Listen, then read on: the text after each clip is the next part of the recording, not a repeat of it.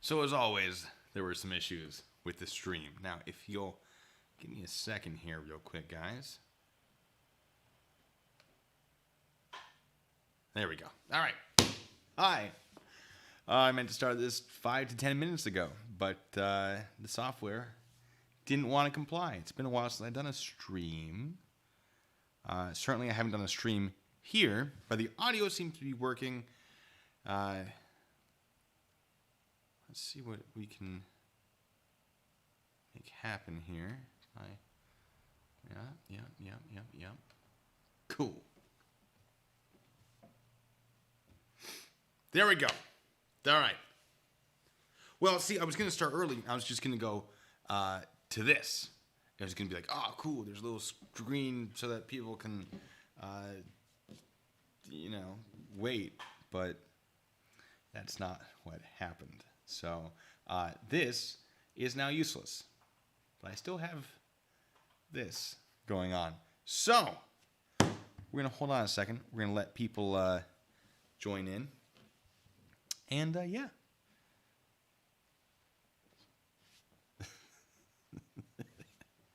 I'm gonna let some of these fly here. If you haven't seen my what was it? My community page where I was like, the stream's happening today. Also, Magnum 44 is being a kind of a dick. Magnum. Calm down. He's still going, by the way. He just posted something else. And I was like, okay. He's like, we'll see. We will see. So, I don't know why you're trusting the Jeremy DeWitt case website when it's already posted provably incorrect information. But, maybe I'm just better at investigating things than you are. So, little bit of salt there. To start this off, but that's fine. I've been real salty about people like, you got kicked off. Why would you believe that? Have you met me? You know me. No, I didn't get kicked off. Folks, I have deflected questions about the whole Dr. Phil episode thing. People have asked, like, oh, is it real? And I go, wouldn't that be absurd if it was? I don't believe I've ever directly denied it, but I certainly deflected. I made it seem like, oh, how silly that would be a question.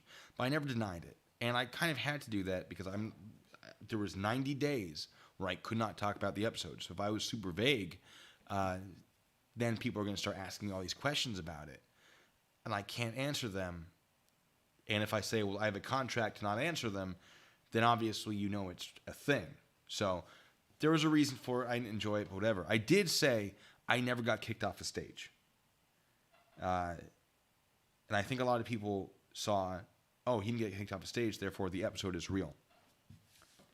That's on you. Did I assist you to that line of thinking? Yes.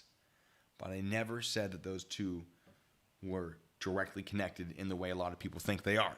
So, thanks, Rochelle, saying hit that like button. Hit that. I mean, if you want to hit that like button, sure. But, maybe wait until you see if there's anything worth liking first. But, yes, they are saying it's a 2-day episode. While I was there, they seemed surprised at how much filming they had done. They filmed, I want to say 4 hours while I was there. Maybe a little less than that. But apparently that's more than usual. So, there's going to be stuff in there I probably haven't seen. I'm excited to see that. I'm excited to see what the editing is going to remove. But, yeah. I'd love to see Jeremy. I love Judge Judy. I hated Judge Judy as a kid. I thought it was so stupid. But now, oh my goodness, I love Judge Judy. And Judge Rinder, if you want to see the British side of things. He's just so sassy. It's great. Yeah, it's not him. He's not there. All right. One more minute and then I'll start talking. Oh, thanks for saying that shirt vest combo is good. I'm in a garage right now. My setup is in a garage. It is cold in here. It's not heated. It's not insulated. The sides are insulated. The garage door is right there. It is not. So it's kind of cold. So, the vest really helps. And also, I like to wear blue. Honestly, I think there's like one video I did where I was not wearing blue. And that was the one where I looked like a picnic table. I think I was doing a review of News Now Dallas. It was either Dallas or Houston. I think it was Dallas. And I was like, wow, they did a really good job. But I think that's the only... I probably had blue socks on just to make myself feel better. But I like to wear blue. So this is the only blue shirt I have right now. I had another one, but my dog ate it. So that's why I've been wearing the same thing. I keep it on a coat hanger on my light rack. So I put it on when I'm about to film. I take it off. Get out of here, Jay Pavilion, with your money. Yeah, shame on you. I'm going to just donate that right back to you. All right. Oh, the new warrant. Yeah, so no, he doesn't have a new warrant out. I think they took that away. They thought that Jeremy had moved out or had left the state, which he's not allowed to do. He's not allowed to leave the 9th District, which is Osceola and Orange County, I believe. But apparently, according to him, he rented out a hotel for a friend as a wedding gift. Not sure how he afforded that when he's unable to pay his employees, allegedly. But yeah, so his name was on all the stuff, but he supposedly was not there and can prove it, and good for him if he can prove it. He seems confused why the police would be after him for it. I don't think he should be, because that's, certainly going to look bad for him. He is Thanks, True Discord. Thanks, Moon. You guys are great. There will still be a hearing where he'll get to present his evidence. Well, is the hearing where he gets to present his evidence? I don't know. I don't know how these smaller court things work with hearings and whatever. Whatever. It's fine. I don't know. But if he has evidence, he'll get the chance to present it. Cool. If not, it's really going to suck for him. But he has a decent defense if he can validate it with facts. But I mean, there are still a lot of questions. He says that the police gathered the evidence against him unlawfully, that they used an old warrant for his phone to search things again, but that seems unlikely to me. Not impossible, but I don't know. We'll see. We'll see. But that's not what this is about. I can talk about that later. We're going to talk about Dr. Phil episode. So, how did it start? I got an email from someone claiming to be a producer on the Dr. Phil show. And I get a lot of these. Jay Pavilion, y'all calm down. I appreciate it, though. Thank you so much. People who are donating money, I do appreciate it. So, I didn't need to hit that. That's fine. Wait. There we go. I got an email from someone claiming to be a producer of the Dr. Phil show, and I get emails like that every once in a while. People would be like, oh, hi, I'm writing a news story about him. Can we get some input? Or, this thing is happening that we're trying to produce.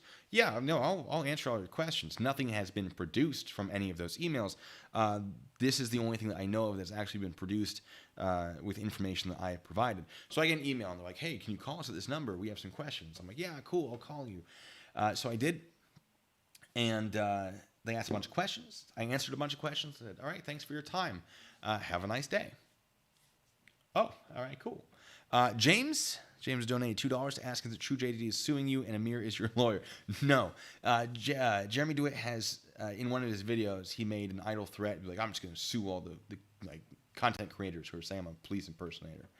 I honestly probably would hire Amir. Amir is a pretty competent, from what I can see, attorney, with the exception of taking on Jeremy as a client. But that's good money. Oh, my God. Two-legged terror. Thank you, man. Go Marines. All that Semper Fi to you as well. God, thank you so much. I need to do more streams. That I'm going to... Oh, I had something I was going to buy. The plush. I have a little blue plush piggy bank that I've been looking at buying just to put on these shelves. Some of that money is going to go to that. Thank you so much. That's incredible. Wow. Oh yeah, the new camera as well. I'm looking at getting a. I'm sorry, I'm going to be distracted by these donations, but please don't let that stop you. I am going to get a new camera. I want a camera to the side so I can, turn and look and make it. It would be more fun than the zooming in. Although maybe I'll keep that as well. But I'm looking into getting a Lumix G9, or if the GH6 comes out and I can afford it, That's probably going to be my forever camera. That's going to be a few $1,000s. It's very, from what the leaks that I've seen, it's very nice. But we're not going to, that's the whole thing. Oh, thank you guys so much. Well, I guess I'm going to have to do more streams then. So I can put out that really good content. Or I actually go out and film on location places. For example, the Green River stuff I'm going to be doing. I'm getting distracted. You know how easy it is to distract me. More foot pedal, you got it. So I get that email, make the phone call. They asked a bunch of questions. I thought that was going to be it. And I'm like, oh, I'll look forward to seeing that in the future. I get another email the next day. Like, hey, we have a few more questions. Do you mind answering them? So I called them again. And they asked some more personal questions this time. More like, how do you feel about Jeremy? What are your thoughts on him? What is your opinion on things? As opposed to the first date was, what is happening? How did this start? What are the crimes? Can you explain this to us? Why this would or would not be impersonation, so on. The second date was more, what is your opinion? And I was like, oh, this is definitely a different take on this. But at somewhere in that conversation, they go, do you want to be a part of the show? I'm like, well, what do you mean? They go, we can probably get you on stage. Would that interest you? I went, would that interest me? Yeah, I think it would. At this point, I'm still thinking this might just be a joke. I don't know if this is real or not. But I'm like, yeah, I can do that. That's fine. That'd be really great. And they went, yeah, well, we think that you know what you're talking about. I'm like, oh, shucks, stop it, you. And we think that you're not going to freeze in front of a camera because you're used to talking to one. Joke's on them. I did freeze, but not in the way you think. It's because Dr. Phil's studio is freezing.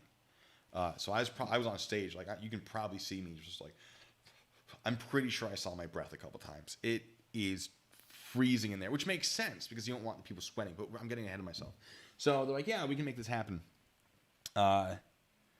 And cool. Great. Where am I getting with this? Yeah, I still didn't trust them. I didn't trust them. I thought, okay, well, maybe, yeah, it's fine. So I looked up who this person was. I messaged them on their Twitter. I said, was this you that I had this conversation with? They went, yep, that's me. This is all real. And I went, oh, cool. Yeah, let's do this. So they set up a time for me to go. I ended up driving from Seattle to Los Angeles. It's about 1,200 miles. It's like a little bit more than that.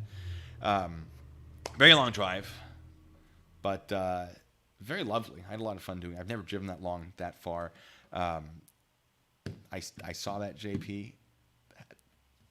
I'm going to get to you. All right. My moderator was on the phone with me for most of it, and she'll tell you, Rennie will tell you that I was delirious for most of it because it was a very, very long drive. But we were going over, what to talk about. And J Pavilion 2 has just donated $50. If you're broke, no, stop it. Can I turn my mic up? Let me see if I can. I'll get it close to my face. How's that? All right, let's try that. Oh,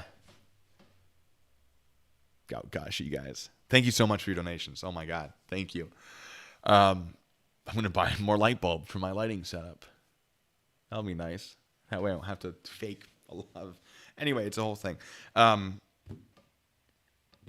So I drove there. They put me up in a hotel. They paid for my hotel. They paid for my gas. I was not paid to be on the show, but I didn't really need to be paid. I really wanted to be part of it. I thought it would be really, really funny, or fun. Also funny, but really fun to be part of it. So I get there, and they're like, here's your contract. Here's what you cannot say. You can't talk about anything that Jeremy is not currently being charged with, which meant I couldn't talk about his history as a sex offender. I couldn't talk about the fact that he's been convicted of police impersonation twice before. I'm going to show that message. Twice before. Yeah, so he is a serial police impersonator, if 2 counts as serial. I'm not really sure, though. 3 might be the number. Serial killer is usually 3 people or more. But serial police impersonator is kind of for us to decide, isn't it? Real World Police kind of coined the term. So I feel like he gets to decide the definition. Doesn't matter. So I get to the studio. Everyone is just so gosh darn nice. It was incredible how friendly everyone was. I would happily go back. Dr. Phil, if you need me again, I will show up. I will be happy to. You give me the topic to put on my channel, and that way you can use that as an excuse to pull me back in. I'd love to. So we go there. And I can't tell you about the whole process. I'm not supposed to tell you about the whole process. But they kept me away from Jeremy. Jeremy was there, Amir was there. And they kept us separate. But they pull me into the room. They're like, all right, we're about to shoot the episode. They pull me into like a little backstage area, and there are two other people. There's a polygrapher. I'm not going to tell you the details of the polygrapher. I'm gonna leave that for you guys to be surprised about. There's a polygrapher, and then the other guy, he ran a funeral escort company in Los Angeles. And so we're all sitting there like, hello. So why are you here? Oh, I'm a polygrapher. Oh, interesting. Can you tell us about it? No, not until I get up there. Oh, what do you do? I run a funeral escort company. Oh, okay, cool. You're here for the guy? Like, yeah, the guy. Like, none of us were like saying you're here for Jeremy, because we're like, are you here for the same episode? What are you doing? Like, we don't know each other. What's going on? It was very, I don't know. I was very amused by it. How we were sort of like beating around the bush, like, so why are you here? Anyway, we figure out why everyone's here. We get to me, and I'm like, oh yeah, I'm just some idiot that talks about him on YouTube. And there's like, oh, that's weird. But it is weird. It is weird. That's fine. It's whatever. So, the episode starts with if it is aired the way it was filmed.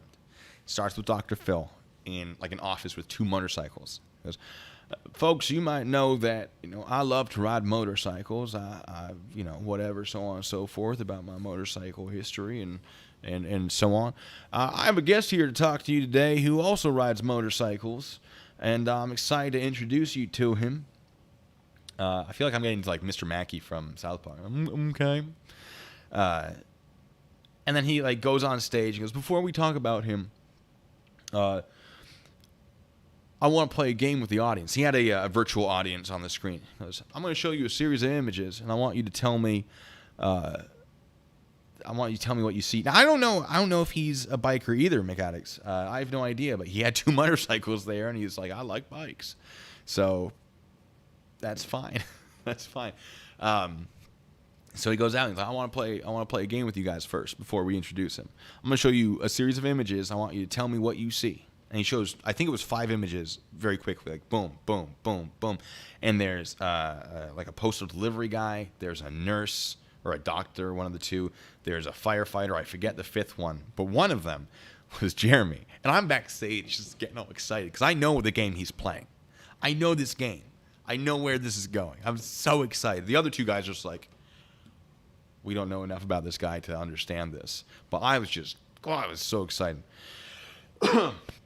So, someone raises their hand like, yes, Christina, or whatever her name was. What do you think you saw?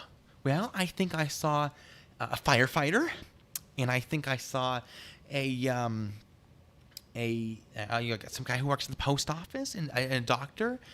And he goes, who else do you see? He's like, I don't remember the rest. All right, Sarah, what do you see? Well, I think I saw, those 3, and then there was also a police officer, and then names the 5th one. And Red Rex, thank you so much for your donation. Thank you so much. You guys are amazing. So, they named the 5 off, and Dr. Phil's like, oh, great, thank you, yeah. What if I told you all of you are wrong? Every single one of you is wrong. I'm losing it backstage. I'm so excited. They might show it. I don't know. Like, I had to sign a thing like, you're going to be recorded at all times. And so I'm backstage just like, I don't even care if they record this. I'm so excited. So maybe that'll make it into the episode. Probably not. But, sorry, I'm just so excited about this. He goes, see this guy? And it goes to a picture of Jeremy. This guy is not a police officer. And everyone's, why? He's not? Why? He isn't? No. This is Jeremy DeWitt. He runs a funeral escort company. He is currently being investigated for impersonating a police officer. Shocking. Oh, what on earth? No. Anyway, and we're going to introduce you to him after the break. Commercial break. Cuts to Jeremy's outside with Amir. Jeremy's on a bike. Dr. Phil has walked outside with his wife. They're staying there. Jeremy rides his bike slowly up to them. Amir's walking next to them. Jeremy's got his full uniform on with the helmet. He gets off. Dr. Phil's like, wow, that's a really nice bike. That's really, wow, it's so good. Like, I love it. How fast does it go? And I'm backstage like, oh, he's trying to get Jeremy to admit to speeding, right? And Jeremy, this is when I realized Jeremy had been coached by Amir. Because he gave the answer, well, the manual says it goes to this speed. Dr. Phil's like, well, you never tried it out? No, I have not. And so Amir, I assume, because this is pretty common practice, like went over questions he believed Jeremy would be asked to sort of help him come up with answers that weren't completely awful. That's not uncommon. But I'm amazed that Jeremy did this, that he showed up. Jeremy has always sort of been about trying to give himself good press, good PR. When this whole thing started, he went to his local news station to try to garner, public support, but then there were a bunch of like news stories that were published being like, this guy, look who just drew attention to himself. Oh boy. He has his own little videos he's releasing that, he's still committing crimes in them. I don't know if he realizes that. Get out of here. This Dr. Phil thing, he did not look good on Dr. Phil. I know he says that he did, and he did not. But I don't know, they asked him a few questions, they brought him inside. And Jeremy, once he's inside, switches to a blazer, like a suit jacket, which is what we saw in the little teaser trailer for the episode. He has a blue line pin with the flying wheel, which is really annoying to see on him. I wasn't happy about that. But I smacked it with my hand, the microphone. But they start talking. And Dr. Phil's like, Jeremy, I understand that you think the police are out to get you, but how do you explain this? And then they show a bunch of his videos. They show a bunch of Jeremy's videos where he's yelling at people and hitting cars, and the audience is all, oh, what? This guy can't do that. Hey, PebMeds, thank you so much. Is DeWitt going to claim that it wasn't him on Dr. Phil, like it wasn't him in the videos breaking different traffic laws? I would love to see that. No, there's no way, because it's clearly him. Oh, man. So they're showing the videos, and Jeremy's just like, well, those have been edited to make me look bad. And then they had like something from Real World Police. They had a statement from Real World Police saying like, yes, these videos have been edited for time. The content may not show the act. I don't remember exactly what it said, but he did put a statement in there. I will confirm that. They had a statement from Orange County, or I believe it's Orange County, saying something about like there's no such thing as a state certified agent. That's nonsense that Jeremy has made up. Not all of this. I might be remembering this incorrectly, by the way, guys. This was 3 months ago. I had to wait 90 days to talk about this, so my memory of all of this may not be excellent, but it's going to be relatively close, right? So don't be coming to me and saying, that's not what they said. Look, I remember that it was there. I'm trying to remember what the exact wording was. But anyway, so they go over the videos, and Jeremy's trying to defend himself, whatever, and it's not going incredibly well. They do a live video call with someone who runs one of the funeral homes that Jeremy works for.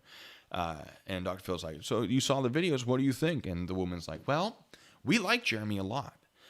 We think that he's done a really good job. I've never seen that though. I didn't know he behaved like that. That we're going to be looking into that. Two-legged terror. Hold on, I'm reading your thing. Moving out, have to get my truck and start salting. Hey, I appreciate you being out there salting those, I assume, roads and not steaks. Important job. That's excellent. Thank you for stopping by. Thank you for your donation. Absolutely incredible. So, I don't think Dr. Phil's going to give me permission to repost the episode on my channel. Unfortunately, I'm not going to tempt them. I doubt they're going to. Maybe bits and pieces. I might make like a super cut of it and see if I can get away with that. Just like the best bits. But I'm not trying to, steal their content. I'm not going to monetize them if I do. That's all the money is going to be for Dr. Phil. They can have it. So they have that live video stream with the funeral home director, I guess. They also have a written statement they got from a different funeral home saying, we've seen the videos and we don't care. Jeremy is one of our best people, whatever. Oh, okay. Cool. I guess keep hiring him. Sure. which was interesting to see. So I think that might be one of the things, like Jeremy's like, oh, I did, like, everyone loved me there. There was like a statement. So, I mean, I could, Red Rex, I could, and thank you for your donation. I could do a, where I react to very specific things in the episode. I couldn't do it for very long, I'm sure. There are limits to that, and YouTube's pretty intense when it comes to that sort of thing. But it will air on the 17th and 18th. Or 18th and 19th. I don't know. It's one of those two. It's soon. You'll see it, them posting about it beforehand on the Dr. Phil website. This whole thing. So, anyway, they do that. They go over the videos. Jeremy's like defending himself as best he can. And honestly, he's not being put in a great position. Like, he did really well considering. But, you know, it was what it was. So after that, they do commercial. They bring out his uniforms. They have the yellow jacket, and then they have the dress blues. And they start talking about that. At some point, they brought in the funeral escort guy from Los Angeles. And like, what do you think of Jeremy? And the guy's like, well, I understand his concerns. It is pretty dangerous to do funeral, or it can be very dangerous to do funeral escorts. He is not incorrect about that. However, his attitude definitely needs some adjusting. Dr. Phil, I'm pretty sure, asked him, like, would you hire him? And the guy's like, honestly, I probably would. Which is fair. And I'll tell you why. When I first saw Jeremy doing his thing, my intent was to put out information to help him, for him to see, potentially. I didn't think he was actually going to see it, but I put out information that was useful to him. And then once people started reaching out to me, one of his employees who took over when Jeremy was doing his legal stuff actually reached out to me and was like, how can we fix the company? We understand there is a problem. What can we do? And they were making changes. And then Jeremy came back and those changes went away because Jeremy runs it how he wants. If you took away that authority from Jeremy, he could do the job pretty well. The problem is putting him in charge. If Jeremy was placed underneath other people, yeah, I think he'd be a good employee, not contractor. I disagree with a significant amount of things that Jeremy does, but if you could take him into the right setting, put him in the correct mold, maybe it's too late now, but I've said it before and I'll say it again. Jeremy had the potential. I don't know if he still does. Irene, thank you so much. Jeremy certainly has his moments where it's concerning the way he behaves. It's a thing. But yeah, so they bring out the uniform and they're talking about like, how do you explain this? And Jeremy's like, well, I'm allowed to do that. How do you explain that? I'm allowed to wear that. How do you explain the state certified agent? Well, I'm allowed to say that, like a McDonald's employee call themselves an agent of McDonald's, right? It's all word semantics. He hasn't confessed that, but he makes it very clear. But they go over that. They talk about the handcuffs. We saw that in the little bit from the teaser. They talk about his pepper ball. I think it's a pepper ball gun. Yeah, I originally thought it was an airsoft pistol. It's not. It's a pepper ball gun, I believe. And Dr. Phil goes, I want you to tell me about this. And Jeremy, of course, goes, well, per statute, whatever, blah, blah, blah. I'm allowed to have it. I can own it. It's fine, et cetera, et cetera. And Dr. Phil goes, I don't know. That's not what I'm asking about. I want to know why you have it. Well, we have it because, in case someone, it can be pretty dangerous, this funeral thing. We have it for our own protection, so on and so forth. Okay, I got that. But Jeremy, why is it yellow? What do you mean, why is it yellow? Well, it comes in two colors, right? You can buy it in yellow, and you can buy it in black. Now, you have the black one. When it's in the holster, you can't tell it's not a pistol. So I want to know why you didn't get the yellow one. I can't answer that, was his response. Yeah, so he got backed into a corner, and I can't answer that. And so, I'm not saying my Dr. Phil voice is any good, but, it distinguishes, it's Dr. Phil when I'm doing it, as in contextually, if not, by audibly alone. So back to Dr. Phil backed him in the corner a couple times. I talked about a few things, and at that point, Dr. Phil goes, actually, before we get to that, I want to say something really, really cool. Is a lot of the notes that Dr. Phil got were to put together how he wanted the episode to go came from his producers. A lot of the producers' notes came from me. I was hearing Dr. Phil's own, or my own words coming out of Dr. Phil's mouth. Like literally the way I said it, the things I talked about, Dr. Phil was saying. And that was an incredible experience to be like, oh, I'm the source. I'm Dr. Phil's source. Now, he obviously put his own twist on a lot of things. He brought up things I didn't bring up.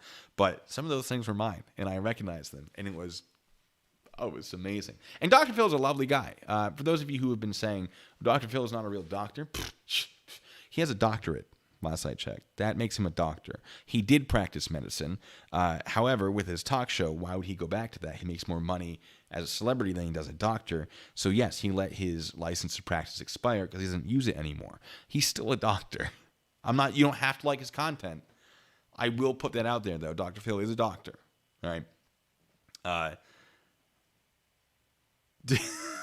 Mechanics. Thank you so much. Did he ever ask Dr. Phil to get a higher ranking doctor? Not that I know of. I need your supervisor. I need the Surgeon General. That would have been amazing. God, I wish that had happened. No. So, yes, you guys knew me before I was famous. Not that I'm sure I'll be a blip on the radar for like a second, and then no one will pay attention to that episode again. Maybe. I don't know. That's why I thought about my original Jeremy DeWitt video. Like, I'm just put this out. It's nonsense. It's nothing. And then it wasn't. And here we are on the Jeremy DeWitt channel. It's not. But that's what people want. So I don't think he kept repeating doctor like he repeats sergeant. He behaved himself pretty well. Like, honestly. I'm pretty sure I was only there in case he didn't want to talk. Because they knew that I could get him riled up and talk about things. If Jeremy wasn't willing to talk about things, I could answer it for him, basically. I think that was one of my main purposes. I honestly do. But Jeremy was so talkative, I didn't really say much. But I'm getting ahead of myself again. Sarah Marie, yes. Yes, there was a point where Amir had to... Well, I'm getting there. It's so good. So, Dr. Phil, I don't know what he was in the middle of, because now I want to talk about this right here. This is a military medal. Here to talk to us about, all of this is a man who has his own, has earned that exact medal himself. And he goes by the name Sergeant Blue Bacon on YouTube, where he's covered the DeWitt whatever, and they introduced me, and I'm sitting there like, I can't talk about his military history. I'm specifically prohibited from doing that. Oh no. Does Dr. Phil know I can't talk about it? So at that point, I made the decision to be like, I'm going to answer the question. I'm not going to elaborate too much. I don't want to say something I don't mean to say. I don't want to, push Dr. Phil into asking a question he's not supposed to ask. So they bring me on stage. Hey, stay 8 feet away from Dr. Phil. Don't go near his wife. Don't go near any of the other people. All right, go. Oh, okay. Sit in this chair. Everyone's very lovely. Dr. Phil's just like, like, who's this guy? He didn't, he's interviewed some very famous people. I was nobody to him, but he was nothing but professional. His wife was like, oh, hi. Like, as I said it earlier on a different video, Amir was very friendly, surprisingly. I sat down, and the intro to my entrance, they interviewed me over the phone and had me answer a bunch of questions. And then they take those questions, they put them all into a video as the intro. And usually they do that in the studio, but I wasn't able to get there in time to make all that happen. So in the intro, I was kind of intense. Like, yes, I believe Jeremy is a narcissist and a compulsive liar. And it's a very intense intro. And so then all of a sudden I have to walk out after that. And they did play some of my my musical, by the way. They did. It was great. So they were very excited to be able to do that. They're like, do we have permission to use your musical? Can we please do that? I'm like, yeah, of course. Like, oh God, thank you.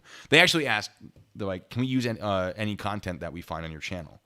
specifically your musical. I was like, you got it, guys. Let's go. So I'm getting a million messages. Oh, okay. No, we're fine. It's fine. I thought maybe one of my mods was like, stop talking. Something just happened. But no, we're fine. Jeremy retired with honors. So, yeah, no, the virtual audience of Dr. Phil was weird, but it's better than nothing. And it worked. And there were times where they clapped for Dr. Phil, and there were times you could hear the gasps, and it made it a much more engaging experience. But so they brought me out. I sat down, and Jeremy goes, "We're very disappointed in you, young man." Sort of like that. Like, it was obviously a joking tone. I was like, "Ha, yeah." And he goes, "So how's Vidler doing these days? How's your friend Vidler?" I was like, "I wouldn't know. Can we really call him my friend? He's never bought me a beer," which is how if you want to be my friend, buy me alcohol. I'm just kidding. No, I was like, I don't know how to respond to that, so I just went with that. And Amir goes, "So when's the next musical coming out?" I was just like, oh no.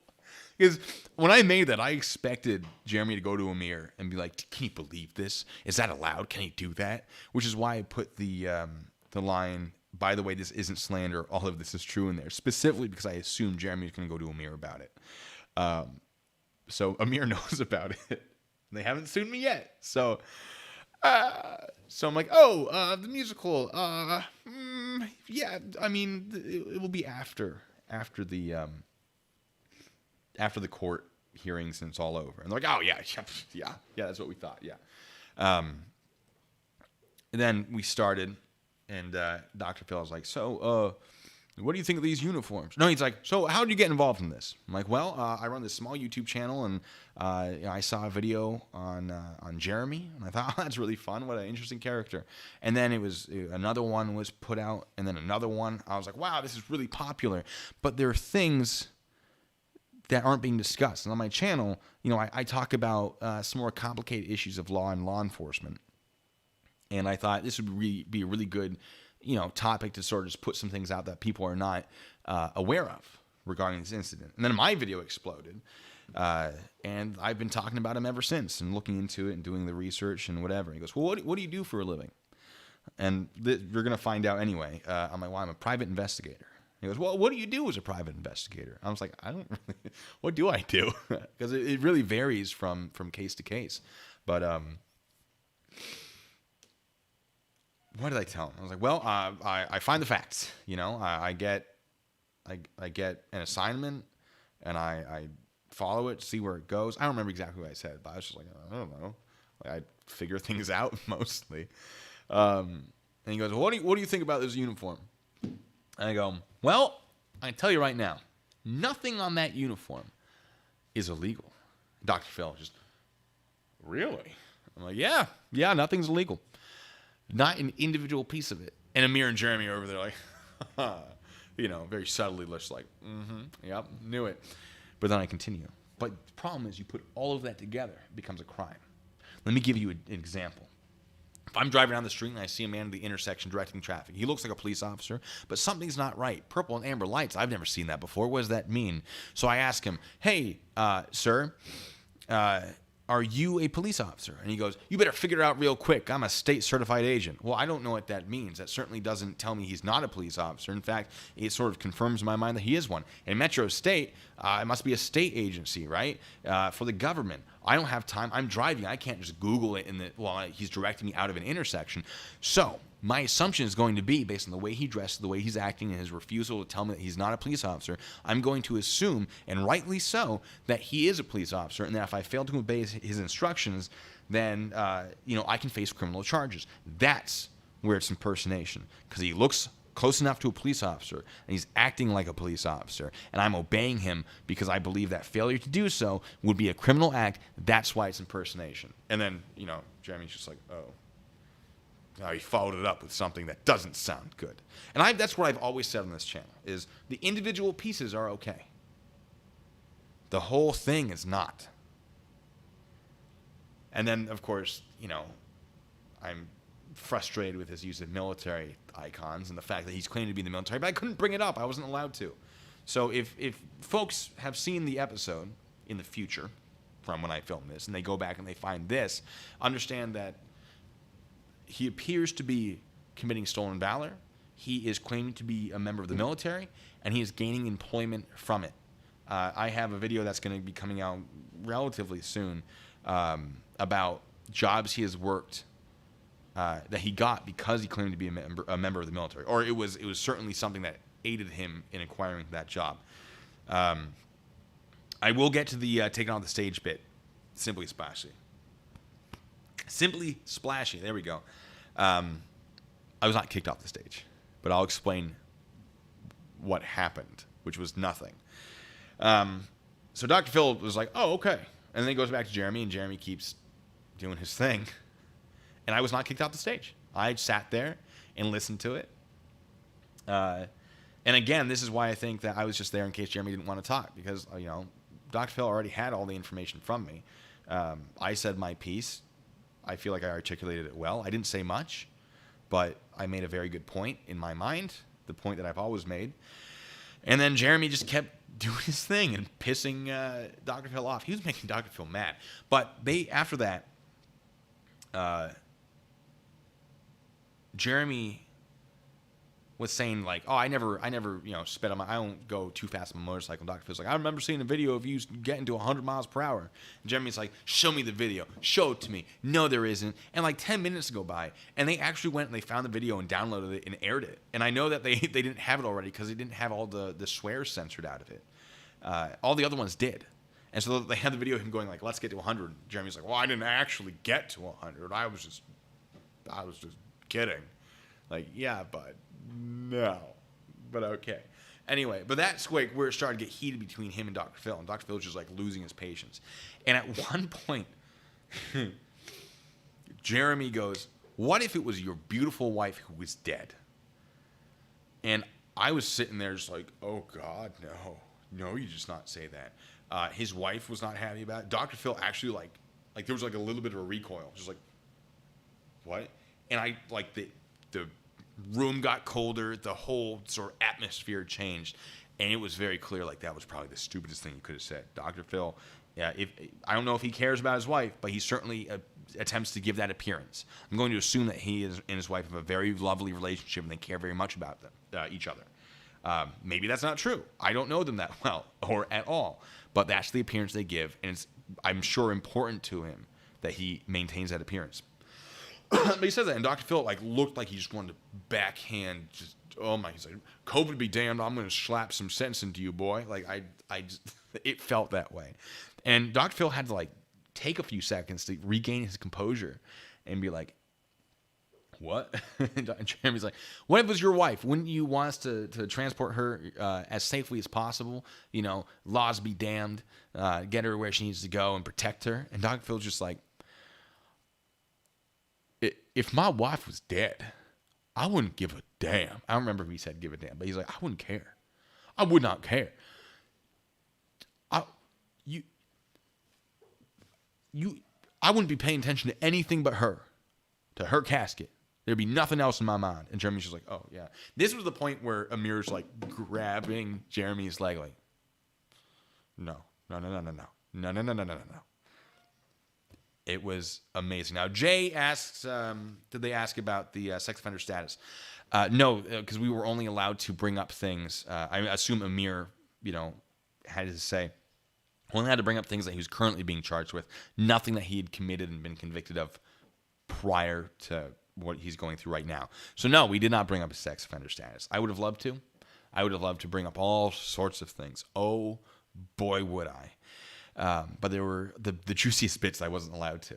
So, yeah, it's all right. It's fine. Maybe when this is all over, there'll be like a recap of where is he now? And they'll bring me back and be like, this is what you didn't know. Now that Jeremy's not here, we can discuss it. I doubt that's going to happen. But I would definitely come back if the producers are watching this, being like, is he saying anything he's not supposed to? Hey, look, I get it. I'd love to come back and talk about that. But yeah, no, I mean, Sarah Marie... I gave him good info, I feel, but it also helps that Jeremy was not shutting up. He factored into that quite a bit. But did Jeremy try to throw a chair when I got him mad? I don't think I got him mad. I was just sort of there for a lot of it. I didn't say much. I intentionally tried to be, a cool cucumber. This is my prime time debut. I don't want to be known as the guy who, was being an idiot on stage. Nope. Yes, this is the answer. This uniform is this, whatever. The wiretapping did not come up, I don't think. I'm fairly certain it did not. But why wasn't I allowed to speak on the military stolen valors? Thank you so much. Is it Tarek? Have you been here before and I didn't know how to pronounce it? I don't know. I believe Amir said if you're going to have Jeremy on, we're not going to talk about these specific things. It was part of the contract I signed. I'm assuming, I don't know for a fact that Amir did that, but it wouldn't make sense for anyone else to do it. So unfortunately, I was not allowed to bring it up because that was a condition of Jeremy's appearance. Was Jeremy paid? I have no idea. I'm sure his flights were paid for, the transport of his motorcycle. This was his motorcycle. They shipped it to Los Angeles in Florida. That must have been pretty expensive. I was not paid to be there. My costs were paid for. They were covered after the fact, but I did not receive money to be there. Jeremy might have. Not sure. What was said about Vidler? I don't think they talked too much about Vidler. It might have come up very briefly. But she paid $50,000? That seems like a lot, if that's true. Dr. Phil would have brought up the Ashley Madison thing. Yeah. I mean, that would have been. Oh, thank you, Sarah Marie. Thank you so much. Why did they ship the bike there? Because he wanted to point out how much it looked like a police bike. He did. He's like, this looks a lot like whatever, the colors. Dr. Phil has money. The show, was it CBS? They have money. I think it was Paramount Studios, the lot. I could be wrong about that. They have money. They can afford to ship the bike. It certainly was a good intro bit that they did. He didn't get permission from the judge to travel to California. That's one of the things he got hit with. He was in California for long enough that he was supposed to let Florida know that he was leaving. And then he didn't. And he got hit with that. Yeah. Okay. So it is Paramount. Yes. So where was I? Yeah. No, he said, what if it was your wife who was dead? And at that point, like, oh my God. It just Dr. Phil was at that point like not having it with Jeremy. It just the demeanor change was nuts. I hope it translates well into the actual broadcasted episode. I don't know if they're going to keep that bit in, but if they don't, I'd be incredibly surprised. How tall is Jeremy? I want to say like 5'8". He was, for someone who's as intense as Jeremy is, he has a large presence, right? Like when he wants to be in charge, he'll take charge. Which is a great skill to have if you use it appropriately. That's his problem. But physical stature-wise, I want to say 5'8"-ish. 5'5"? Is it 5'9"? We got Jeremy DeWitt in the chat. That's not the real Jeremy DeWitt. Anyway. No, I mean, we didn't have bad interaction, Jeremy and I don't think. I didn't see him beforehand. I didn't see him after, which is a shame. I would have loved to talk to him off the record, but we didn't get the chance. But, yeah, maybe someday. Maybe I'll visit him and talk about after all this is over. Now, am I going to visit him in prison or his home? That remains to be seen. But, I'm not opposed to helping still. I'm mad at Jeremy for not taking my help and for acting the way he is. I have a thing where, like, if you mess up, cool, people mess up, I got it. I will try to help you. If you refuse my help or ignore it or disagree with me, specifically like auditors, when they're like, no, that's not how the law works. Like, I think I might know more about this than you, homeless flat earther. That's a reference to Amazing Audits, by the way. Just a thought. So I reached out. I tried to help Jeremy, and did I have a little bit of fun doing it? Yes. Did he appreciate it? No. He stopped communicating. We were emailing back and forth. He stopped communicating when I asked him if he would touch on his stolen valor claims, because I was kind of mad about that. Still am. But that's what stopped, because he knows he can't defend that. He can't. You can buy one of Jeremy's Metro State cards as a memento. I want one of the badges as a memento. I want Jeremy's own badge. Or not Jeremy's. I just want one of the badges. I'd pay money for it. I think he's asking like $300 to $500 for them. No. I'd pay like $100, maybe $150. And Jacob, thank you so much. Flat out, is this going to completely go against his new PR campaign on his YouTube channel? How the hell can a sex offender be posting on YouTube? It's not going to make him look good. If they maintain the feel of it while I was there in the final broadcast version, it's not going to make him look good. A sex offender can post on YouTube. Now, the content, they obviously can't post sexual things about children, but they can post on YouTube. Keeping It Criminal, good to see you here. Excellent. I was military MP before going airborne. Oh, I love it. So anyway, where was I? I've completely forgotten. We'll move on to the next part. No, we won't. Tarek, is it Tarek or Tarek? I'm so sorry. I don't mean to be, but thank you so much for your donation.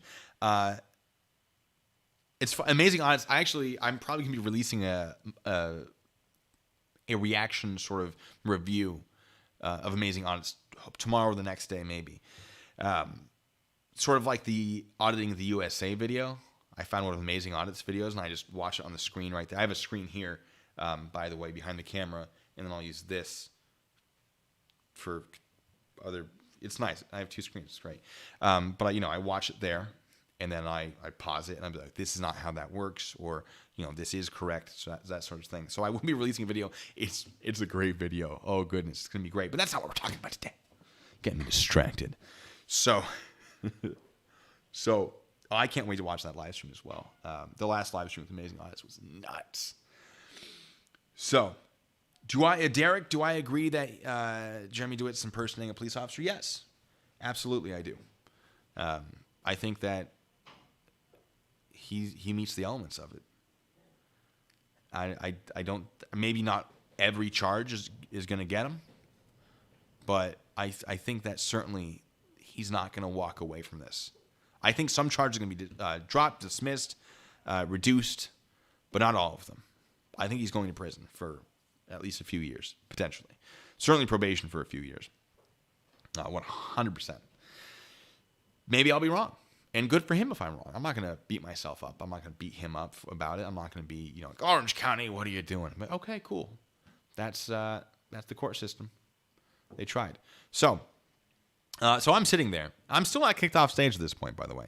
They brought in the polygrapher, and the polygrapher is like, we gave him a polygraph test at his request. Jeremy himself asked for this test.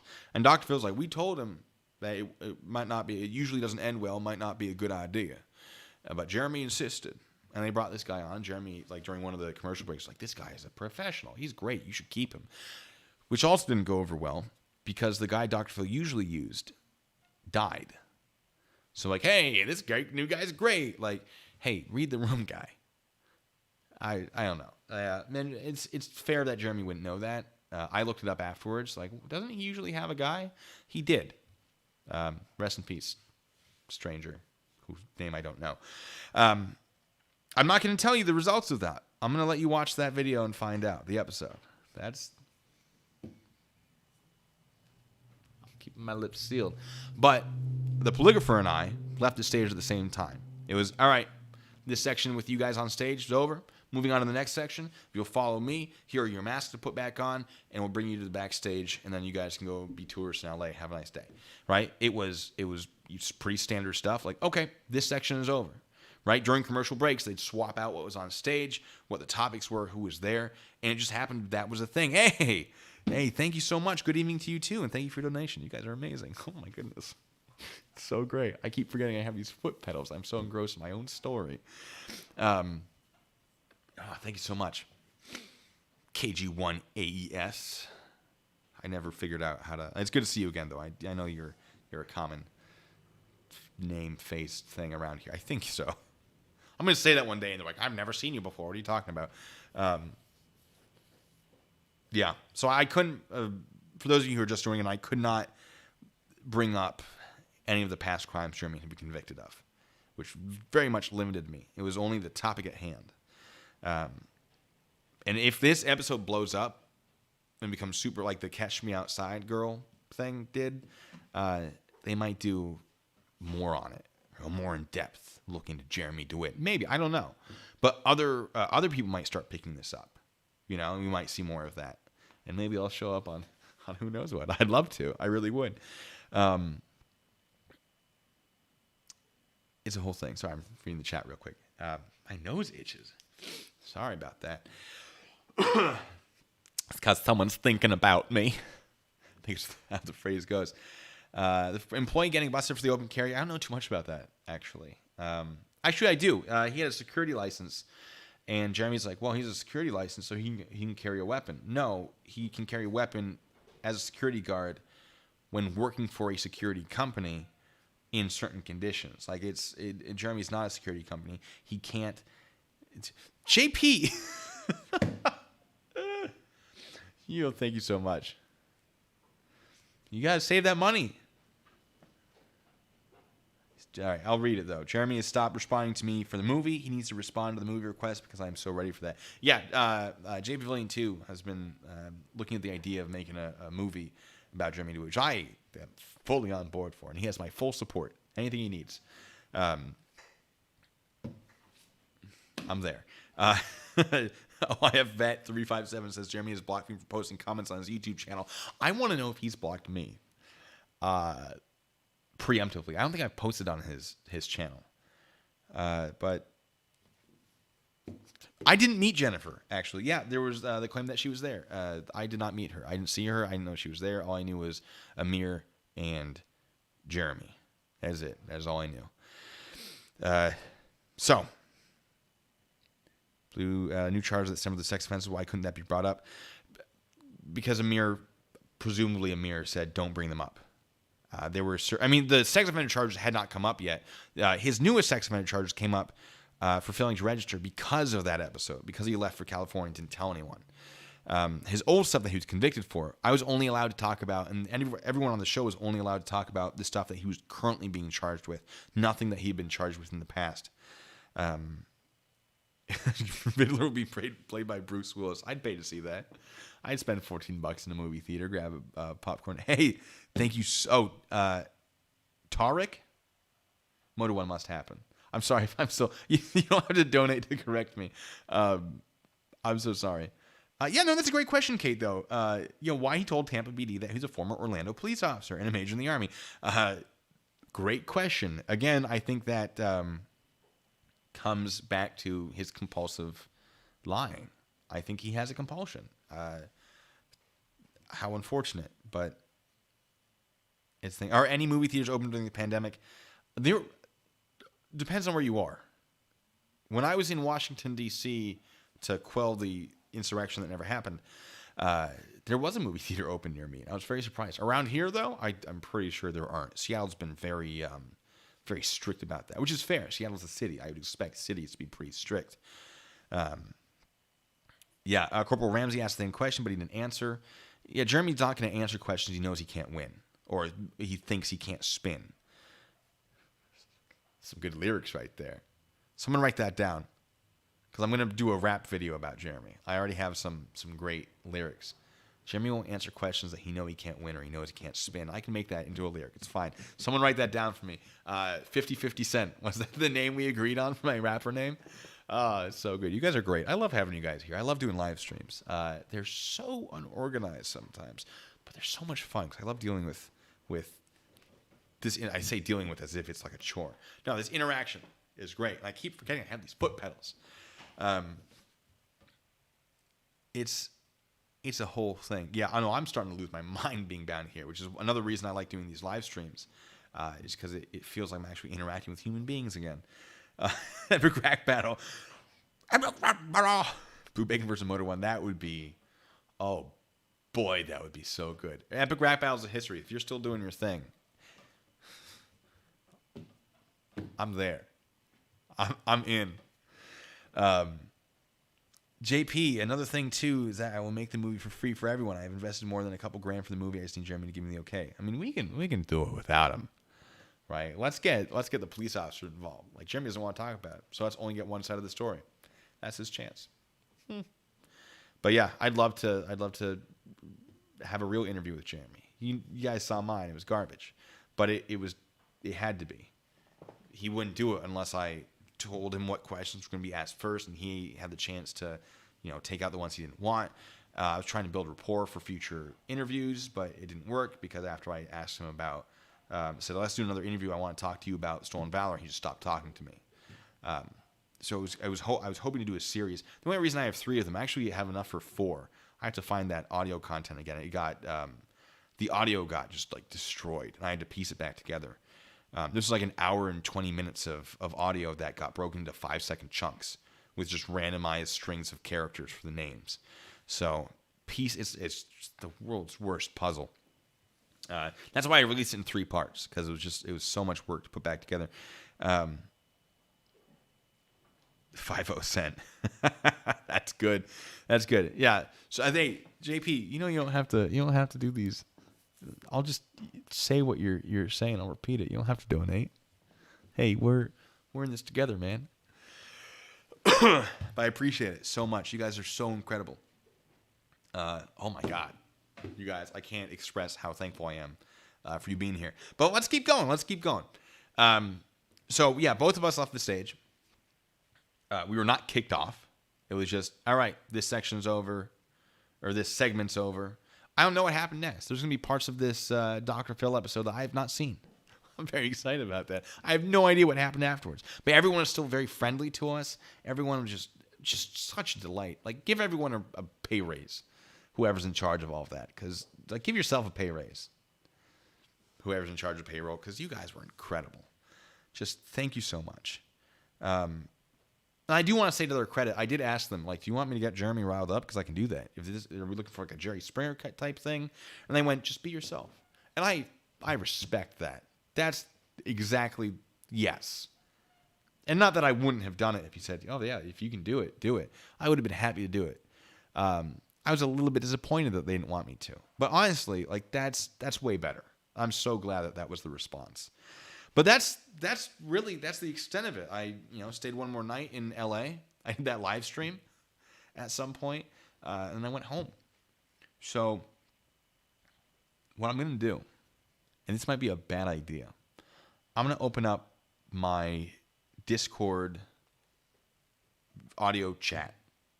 The people in my Discord, I put out a link earlier. If you want to ask me questions directly, what I do if Jeremy actually showed up during this stream, I'd be like, hey, sorry, not sorry. It's super awkward because I was saying all these things about you. But I wouldn't say it if I didn't think it was true. So, let me plug this right in there. Just 1 second. Same shirt, different day. Yeah. Did I meet any other famous people in the studio? I don't know. I mean, there was someone that's pointed out to me that was part of like a different show that I didn't know anything about. And I was like, oh, those are the guys that run this. I was like, okay, if you say so. No idea who they are. But Discord, let me pop that puppy open. I'll also read your guys' questions. And Rennie has put down a link. Excellent. Wait, what just happened? I'm sorry. Oh, it's because I pressed the C. It's mapped to. Don't worry about it. It's fine.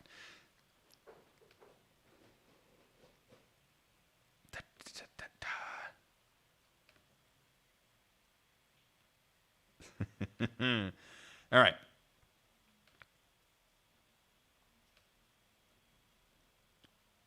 If I can find it, don't mind me. All right. General chat. I am in.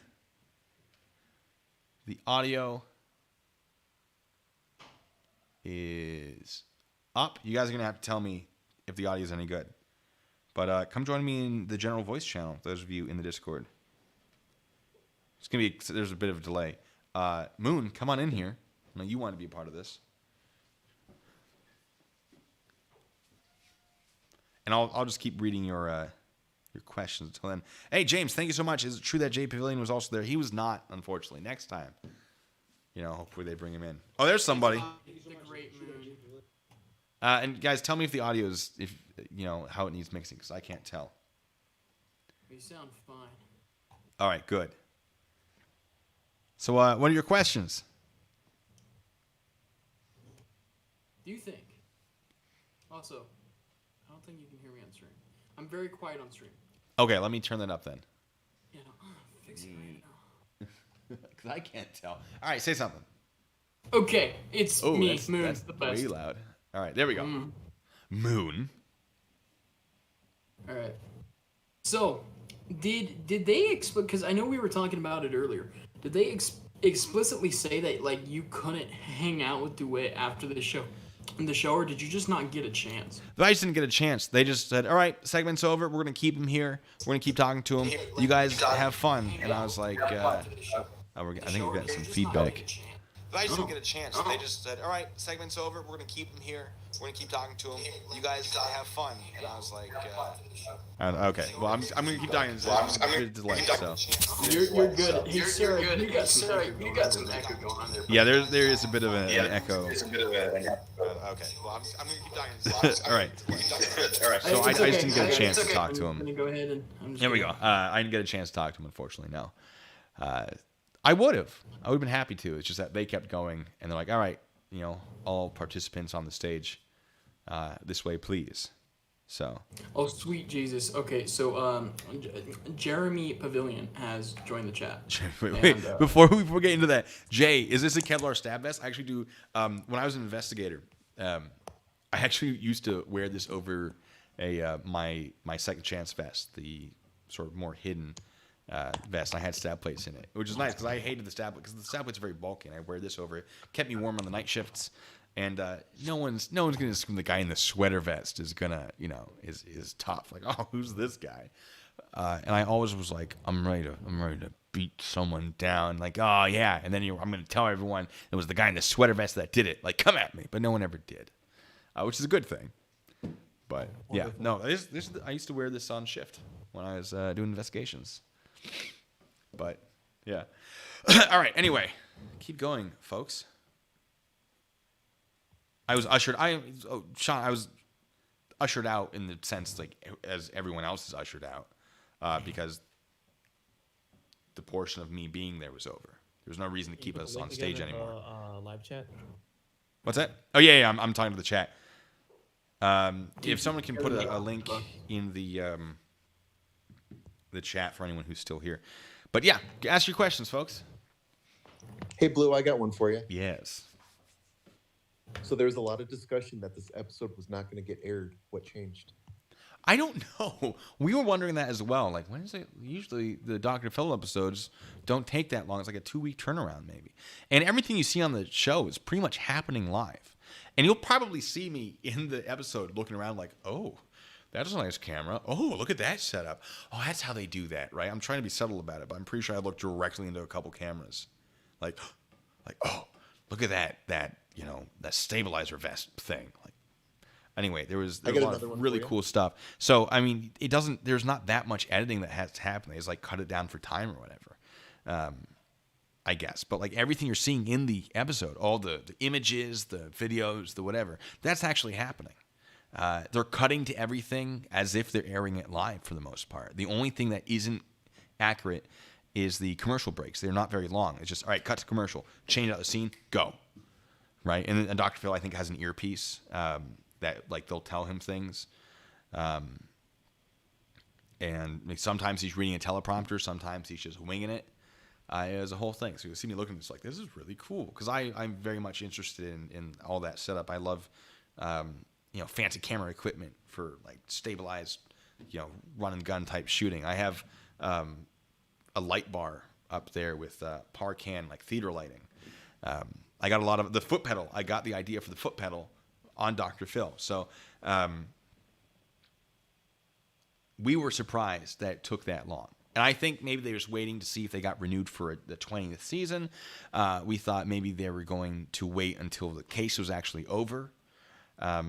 But they found the slot for it. It's entirely possible they just had everything filled for the 19th season, and then a little bit for the 20th, and they just threw it on the end of it to be like, all right, cool.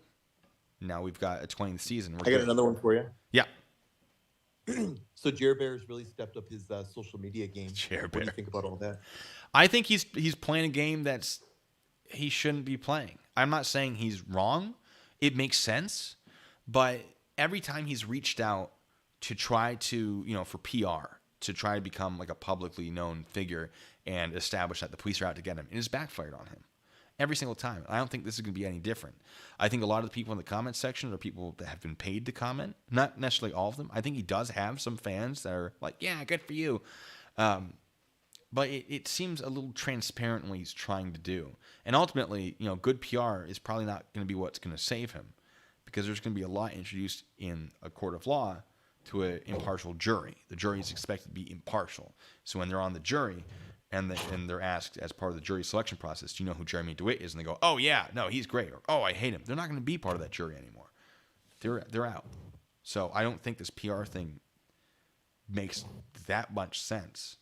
And I understand, I've heard from either current or former employees that Jeremy knows he's going to jail, that he assumes he's going to jail. I don't know if this is true, but he's like, I'm just going to keep running the company how I want to run it, because I need money maybe to pay for the legal bills so that his wife isn't drowning in debt. I don't know, but he's decided allegedly that he's just going to keep doing what he's doing and the police be damned. So if that's the case, why does he need PR? If all these funeral homes are like, yeah, we'll keep hiring him, and he's doing 12 jobs a day or whatever he's claiming, why does he need PR? What's the point? I think it's just an ego thing. I got Yeah. I got a quick question. I'm Go on. It's me, Moon, everyone. I'm gonna be leaving here in a second. Oh, okay. But I got a question for you. So from what we've seen of him going to court and whatnot, it seems like the DA, a district attorney for those who are illiterate, the district attorney is pushing so hard for him to. Okay, Jeremy. All right, you got muted, buddy. That's all right. Is pushing for him to go to jail. But from what we've seen, the judges are being super duper lenient. I mean, he had a warrant out for his arrest because they said he went to North Carolina. Obviously, maybe the first time in years Jeremy was truthful. He didn't go to North Carolina. Do you think, honestly, he could genuinely go to jail when the judges, even his trial judge, has been super lenient? My name is Moon. I'm heading out of here. Twitch.tv / the Discord RX. All right, bye. So, goodbye. Bye. I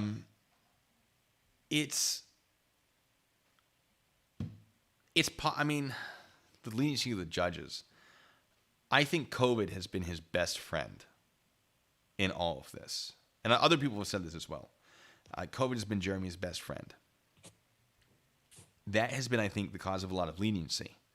Initially, in 2016 when this first started, he appeared to be willing to work with the courts. So they're like, all right, make some changes and have a nice day. But now it's like, oh, you already had your chance. And I think COVID is what's stopping a lot of the, you're going to sit in jail type thing. Additionally, a lot of people are saying, why isn't he in jail? He keeps more and more and more, and charges keep coming up. Well, that's because when this all started, he paid bond, whatever. And then all this other stuff that's happening is basically things that were discovered that he had committed prior to that bond hearing. And so his bond cannot be revoked for things that happened prior to the bond hearing or whatever it was. And he paid it, so that's not going to revoke it, and that's why he's still not in jail, because he keeps paying bond every time. But none of those things revoke the bond from the other things, because we're now well ahead of when that evidence was created and recorded on the body cams. So it's not necessarily that they're being lenient. It's that COVID is keeping out of prison, because they're trying not to put anyone in prison who is not, a violent offender potentially. And then a lot of these things he's getting bail for, or bond, and he's paying it. And they're like, all right, cool. Well, there you go. Angela, thank you so much. Say, I have an idea. You might be instigator of some sort. You mean investigator. You both are true.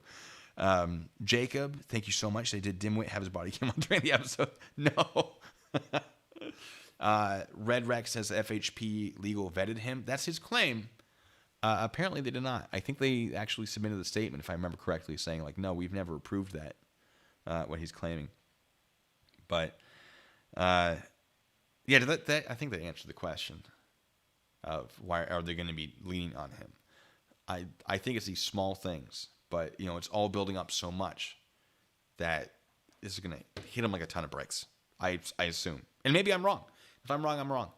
But looking at this, doesn't look good. I think that me and Popo Medic. I love Popo Medic's video on Jeremy DeWitt about this man lied to be a medic. Oh my God, it was so good. That was my first introduction to Popo Medic. There were a couple other people. Was it Blake, I think? Did a really interesting video where he talked about Dylan, Jeremy's brother. And it was a really good, like a great, good job. Yes. Excellent points were made. There are a lot of YouTube channels that are touching on this. I'm like, their content's so good. What am I doing? But it's a whole thing. What other questions? What we got?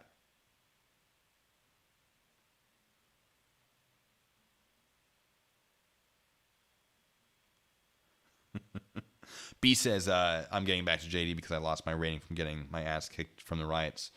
No, my ratings didn't go down after that. They did their thing. They kept going up. I just paused for like a month because things kept happening. I was building the studio. And now I'm going back to DeWitt because there's a lot to talk about since that time. And I'm also doing auditors as well. So, okay, B. Okay. Anyway, is anyone else in general hit me with your questions? I got one for you, Blue. Yes. Do you have content on your live stream or your YouTube videos that you're prohibited from talking about just due to like legal like tension or content like what? Is there anything you're prohibited from talking about that doesn't turn it into like slander or libel or? You mean about Jeremy? Like what I can't say about Jeremy? Yep. Well, I can't lie about him in a way that would cause him damages, because that would be slander. That'd be defamation. So if I said, and this is not real, this is just a fake example. If I said, Jeremy has sex with horses and likes it, both giving and receiving, and all of a sudden Jeremy, his company, like no one would work with him because like we don't want to work with a guy who gets off the horses. No, thank you. And he lost business because of it. And again, this is not a real thing. I am making an extreme example that is not true. But if this is a blatant lie as far as I know. And if he lost business because of it, he could sue me because my lie lost him business under defamation, whatever. So he has to prove it's not true, and he has to prove that it's done damages, if I remember my defamation law correctly. So yes, there are things I could say, but as far as things that are true, probably not, because he has to establish that what I'm saying is false. Now, I'm careful about the things I say and the way I say them, but for the most part, no, I don't think there's that much I can't talk about. The voice so I'm is certainly not locked. defending the guy, but like, isn't there kind of a case for harassment too? Let's look. Unless he's afraid of me, I don't think so. Florida harassment statute. It's gonna be under electronic communications. If I was like repeatedly calling him, and he'd want me to call, then yes. If I was just swarming him with emails, possibly. But let's see. Stalking, assault, battery, couple negligent stalking. It's used in this section. The term harass means to engage in a course of conduct directed at a specific person. Okay. Which causes substantial emotional distress to that person and serves no legitimate purpose. So emotional distress, sure, but no legitimate purpose? No. I'm putting out information to the public as a journalist. This channel right here is a news source, legally.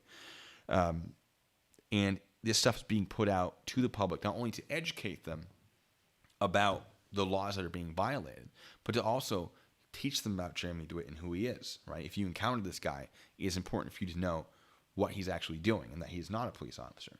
In that regard, under the Florida statute, no, I do not meet the element for harass under stalking, but that's stalking.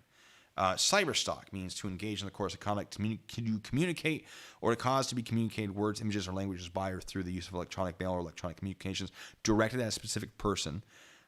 So this isn't communication. This is me just broadcasting to the world, right? It's not communication. So it doesn't meet cyber stalking either. To access or to attempt to access the online accounts, that would be hacking, that sort of thing. So it doesn't totally meet makes the sense elements for that. As a news source that you can do that. What's that? Yeah, that totally makes sense. You know, it wouldn't be any different than like the Florida State Journal reporting this. And I'm reporting on a story, and a lot of people are like, you're not news. Legally, I meet the criteria. Now, do I consider myself good news? No. Do I think I'm more entertainment than news? Sure, but there is enough of an element that I am protected as a journalist under the laws that would protect a journalist. Yeah, so I mean, the statute is actually much longer than what I've said. There's a lot more to it, but I've just given like a basic. I don't really meet the elements to this. I don't really quite meet that element. Is it close? Sure, but a lot of actions are close to criminal activities. It's often down to a single thing that says is this legal or not.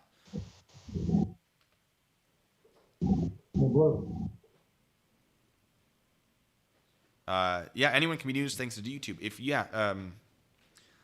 Hurley versus Irish American gay lesbian bisexual group of Boston essentially states, and this is a very slimmed down version of what was said, if you have an audience to deliver a message to, and you are delivering a message to them, you are technically protected by the freedom of press. You are a member of the press, meaning you're a journalist or whatever, right? That's how simple the criteria is. So when these auditors are like, I'm a member of the press. Well, yeah, many of them technically are. Now, does that mean you get to do what you want? No. Member of the press is not granted access to areas that are off limits, or is generally not granted access to areas that are not open to the public. That's another Supreme Court case. I forget which one. It's not really that important. And, not everywhere is open to freedom of press, for example, courtrooms. But that's where a lot of auditors don't know the full extent of what they're supposed to be doing. That's a whole thing. That's a whole thing.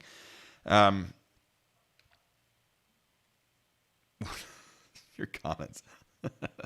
What else we got?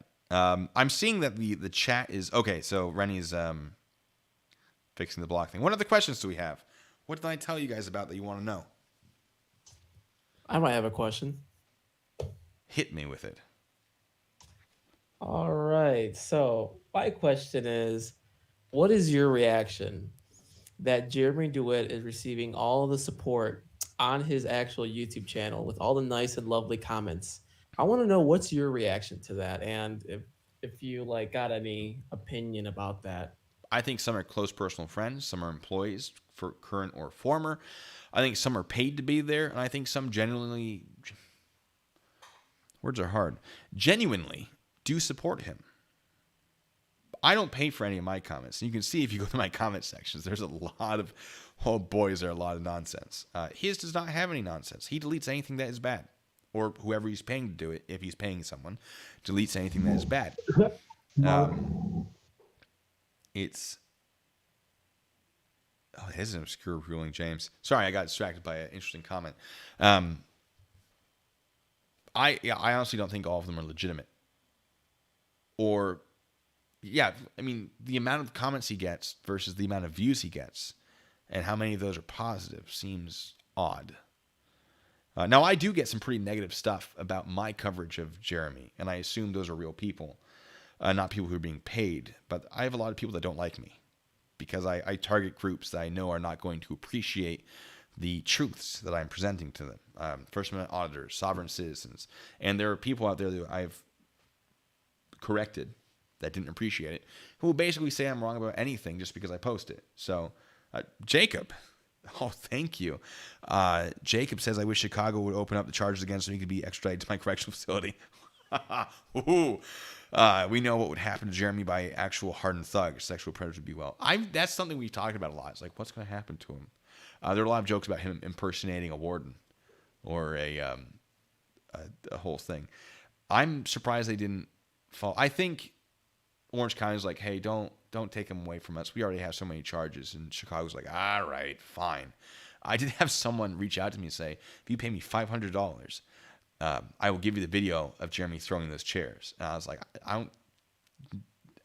How successful do you think this channel is? Now, with your donations, today has been, oh my God, like this is blowing my mind right now. And so, those of you who are wondering why I'm still covering Jeremy DeWitt, there's your answer. It helps keep this channel going, but I don't have $500 to spend on a video I haven't seen. So no, but yeah, you guys are great. The video, have I seen the video of the girl that accused him of rape where he trying to get her to admit she lied? Maybe? That wasn't the one. Was that the old one or the new one? I see so much. I go through so much content on Jeremy. Oh, yeah, James. Yes, thank you. That's the one. All right. Who has... Oh, Anne-Marie... wait a second. No, okay, sorry. I thought I recognized the name. It's fine. If they need someone to play Superman, well, gosh, who am I to say no? I do love my sweater vest. Next question. Hit me with one. Has anyone seen the body camera where the lady said to the cop that he was planning suicide by cop? Oh yeah, yeah. Where it was reported that he was going to do that. I remember looking into that and I couldn't substantiate it. Was it on body camera? Yeah, it was on their body camera. They were talking to, I think, his ex-wife or girlfriend. Oh yeah, no. Rennie, my moderator, shared it with me. I have not seen it yet. That's one of the ones I haven't gotten to. I have not seen it, but I'm excited to. I remember when that whole thing like broke. Like, oh, he's about to kill himself. And then there was an incident where someone made up a fake post saying that he had killed himself. So we were taking it pretty seriously, but yeah, that's crazy. Yeah, that I definitely have to check. He's gonna hurt someone one day. Yeah. Oh, it worries me that he isn't taking this as seriously as he should. That is, I'm not the problem here. It's the police. And to answer you, Anne-Marie, how long do I think he's going to go to jail? I think it's going to be at least 5 years. I don't know how his probation is going to play into it. I know they want at least 7, possibly at least 7 for each felony, which would be nuts. Well, each county at one point was saying every county was going to try to go after him. Oh, yeah. No, I mean, there's the IRS is starting to look into him. I've heard rumors that the FBI has been getting involved for, I don't remember what. I don't know if that's true, though. I hear a lot of things whispering through the winds. And I only really talk about the things I can actually prove or get very close to proving. But the IRS, I absolutely believe, is looking into him. The IRS is on when they latch onto you. The IRS is underfunded and understaffed, so they don't get as much done as they could. But when they latch onto you, oh boy, they do it to the end. Did you know that Sergeant Vidler actually canceled his insurance? Well, didn't cancel his insurance. The insurance company canceled his insurance. Sergeant Vidler just let him know as a good Samaritan that this man was driving illegally using insurance. I would have done the same thing probably. I've been like, oh, your insurance, this is a work vehicle and it's not insured as a work vehicle? Does your insurance know? Let me check real quick. That's fair. There's nothing illegal about that. I don't think it should be considered retaliation because technically that is, he's violating his contract with the insurance company. So, Jeremy can claim all he wants. Like, oh, they canceled it. How could they? But really, it was just a phone call. The decision was up to the insurance company. Hey. Exactly. Now, I dealt with a guy. The only time I've ever called an insurance company for work was a guy. His license. He had insurance. He had the cards, but his license was suspended for no insurance. Like that didn't make sense. We called the insurance company and said, "What's going on?" And they went, oh, yeah, he paid for 1 month and then canceled. His insurance was $500 a month. Like, what? Apparently this guy crashed a lot of cars. And so it was too expensive for him. So he just bought 1 month and kept the cards for 6 months. And we caught him. And let me tell you, I wrote him probably over $1,000 worth of tickets that day. It was at least 700. I think it broke 1,000. And these are military tickets. On military installations, we don't get any of the money for the tickets. So the military will charge you the least amount of money financially. You'll still get the points and whatever, and it will still be bad on your driving record.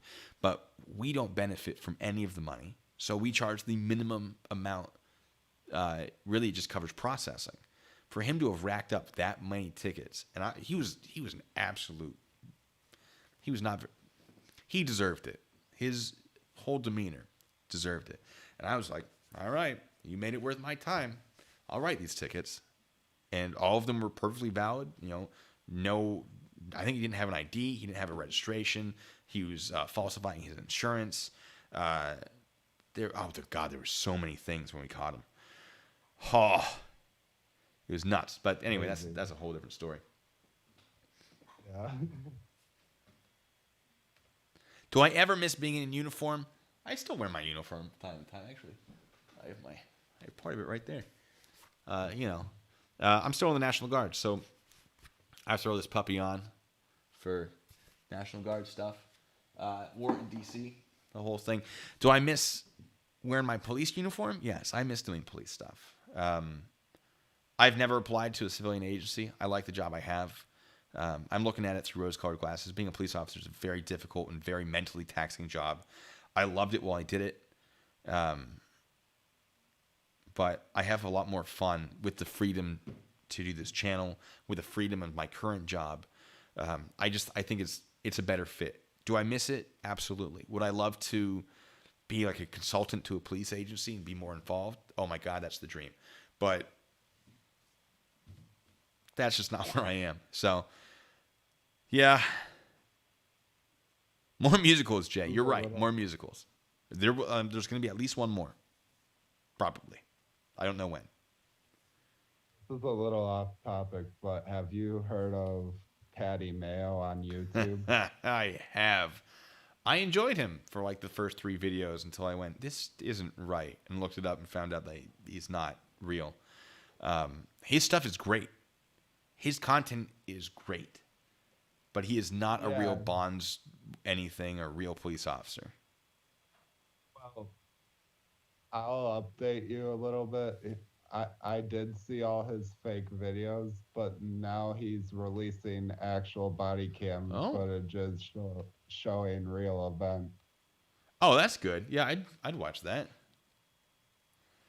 Jay asks if I was a musical theater guy. Yes. I played Judd in Oklahoma, for those of you familiar with that play. I killed it. I was very creepy. Anyway, go on. For the time, in his body cam videos, they don't even fight. Really? Yeah, they just cooperate. Oh, that's good.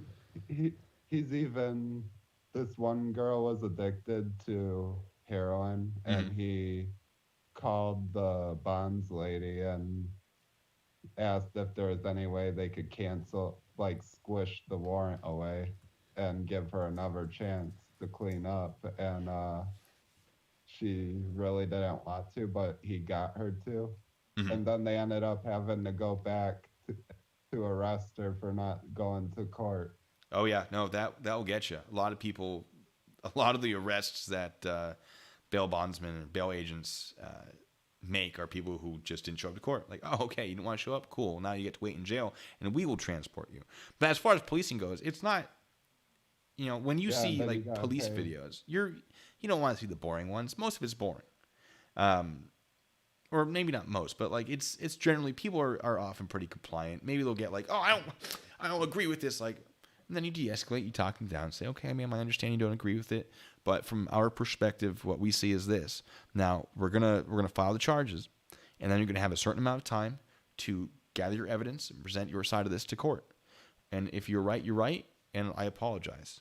But unfortunately, that's not what we're doing here today. We are not the court. I hope we are never the court. This isn't Judge Dredd. And you talk them down, and I see a lot of police officers that don't do it, and that's not necessarily the majority. It's just those are the ones that get attention. So yeah, a lot of this stuff is like, oh, they're actually being cooperative. Thanks, great, bye. But that's not what people want to watch. That's not usually what shows up. Hold on, I forgot what I was gonna say just now. I don't like that. Well, while you're thinking, OIF vet, Jeremy must have spent at least $300, $500 on his Class A fake Army uniform. Yes, those things are expensive. Oh boy, are they pricey. Like the jacket alone is, I don't even remember, but it's a lot. And to put all those medals, like $300 is definitely not an unreasonable price to assume he paid. This hat, this whole thing, $80 for this. And I'm pretty sure that is like, you can get them much more expensive. You can see the light hitting it weird, but it makes it look crooked. But yeah, I bet you he borrowed that uniform off of someone. Honestly, the uniform looks very good.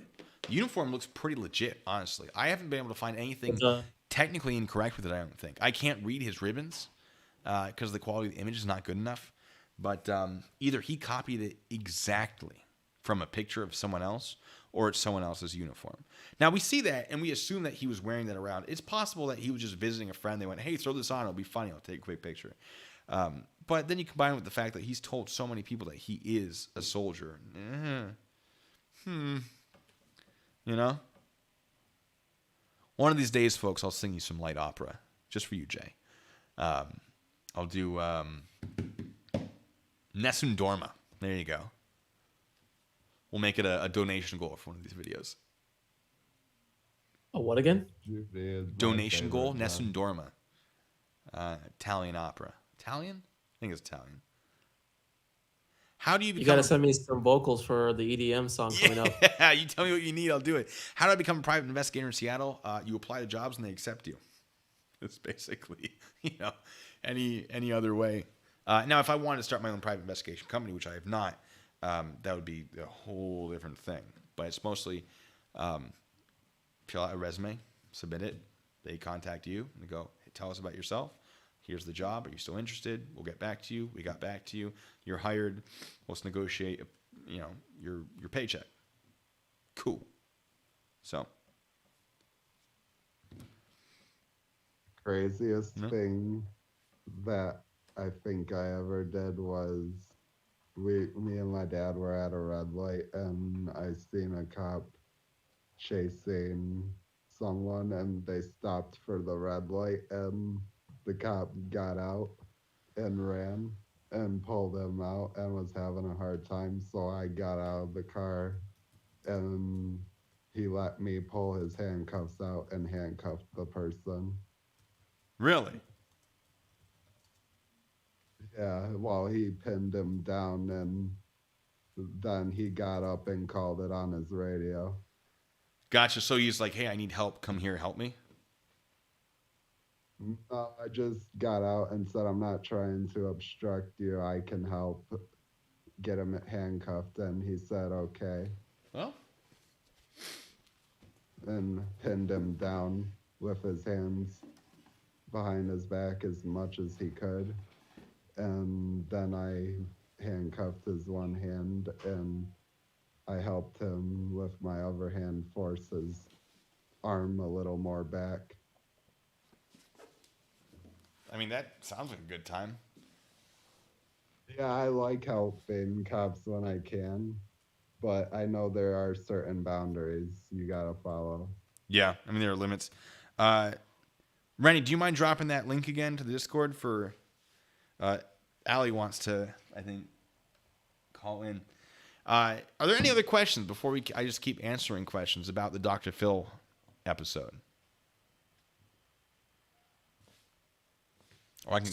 Yes. What is up with the Jeremy DeWitt saying he was in North Carolina when he wasn't? And is there suspicion that there is police corruption in Orlando? Yes. No, okay. So Suspicion, yes, there is some suspicion about police corruption. I'm waiting on just a couple more things to put out a video on that and the allegations that have been made about it. I'm not going to say there is or is not. I'm going to provide the things that I have found, which don't look good. Honestly, it does not look good for the higher ups of Orlando. But I'm not going to share that yet because I want to make sure everything is pieced together properly. Because I don't really want to, half-ass going after a sheriff's department in a major county. So I'm going to be very cautious with it. As far as North Carolina, so he has claimed that he didn't go. He just bought a reservation to some sort of Airbnb hotel situation for a friend as a wedding gift, and that his name was on it because he paid for it, but he didn't ever actually go, never intended to. If that's the case, that's perfectly valid. He'll have to establish that in a hearing. Seems fair, right? Now, here's the question. They're in the evidence for the warrant for his arrest. They had a picture of his driver's license, which makes me think that what if Jeremy did go to North Carolina? Because oftentimes these places will scan a driver's license, right, if it is a hotel. Or do they scan the driver's license when he rented the rental car? There are questions to be asked. I honestly think that he probably didn't do it, but it doesn't look good. I don't think he should be confused about why he would be getting investigated over this, because it very clearly establishes the elements are met for probable cause. Now, conviction, no, not necessarily. But probable cause to have a hearing in court, absolutely, yes. Oh, Nader, yeah, if I need help getting records or anything, yeah, I'll definitely reach out to you. I have records I need to get out of Utah, if anyone lives there, by the way. Because Utah, you have to go in person. Orlando's actually pretty easy. They're very open with their records requests, which is why you hear about Florida Man so often. It's not that Florida is full of crazy people, although it is.